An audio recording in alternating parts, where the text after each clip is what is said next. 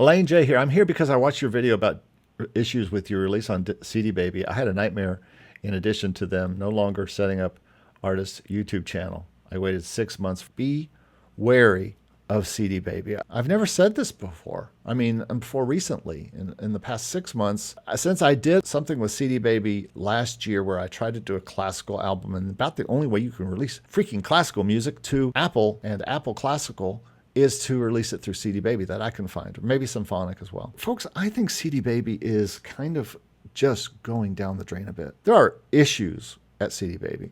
There's issues with their support staff for sure. There's issues with their speed. I waited for weeks to release my latest single there. Weeks, not waiting for it to get to the libraries, waiting for them to process it.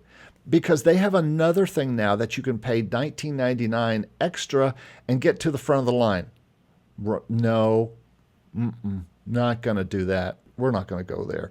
You can't say you can release a single for $9.99 and then tell me, oh, but that may take a while, and if you really want to get to the front of the line, you can pay an extra $19.99. Come on. That's kind of a little much for me with CDBaby. And you're talking and listening to someone who has been using CDBaby literally since the 1990s. I put out music at the end of the 90s on CDBaby when it was still owned by Derek Sivers and still a very kind of new service that you could put your own independent music and you could sell your CDs on this site. I was on there. I have been a champion of them for 25 years. I have put every one of my clients just about on there at one time or another, especially the ones who aren't going to be releasing every 6 weeks. So I think CDBaby still has a unique place. I don't know, and tell me in the comments if you know this, if there is another thing that you can pay per release, like CDBaby, where you pay them one fee, like $9.99, and release one song, and it's on there forever and you never have to pay them again. And maybe they take a little bit of something on the side like CDBaby does. If you know of any place like that, let me know. That service needs to exist because not everybody needs to pay $50 a year because they're not going to release that much music and they don't want their music to be taken down if they quit paying that $50. But recently I just feel like CDBaby is falling behind the DistroKids, the Landers, the Symphonics of the world. I just took a song out of CDBaby, an album, a full album. For some reason, I've got some weirdness at Apple Music where I have two of the same artist, and some of the albums are on one and some on the other. So what I'm going to be doing is taking each one down, which I did. This was a very fast process, actually. Wait till you hear how fast this was. I took this album down from CDBaby for my jazz group on Monday. Today's Wednesday. On Monday morning, took it down. It was down out of Apple Music by the next day. So I'll give CDBaby credit for fast takedowns. I put it back up on DistroKid yesterday morning. By the time I got to the gym in the afternoon, it was on Apple Music.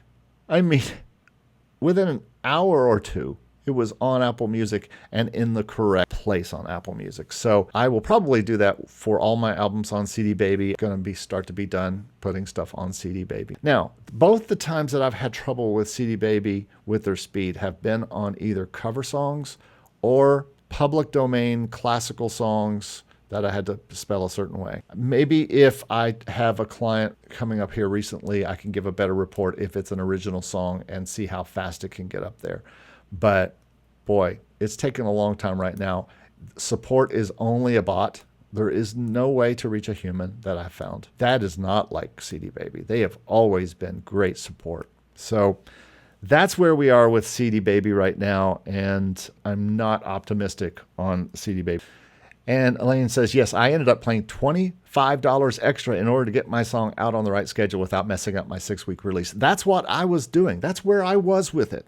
I was trying to release that single on a certain day, and I couldn't get it out because they wanted me to pay an extra fee to put the song out.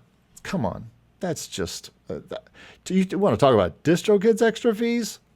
That extra fee thing that CDBaby has. To quote someone from earlier in the podcast, that is whack. I sound funny saying whack.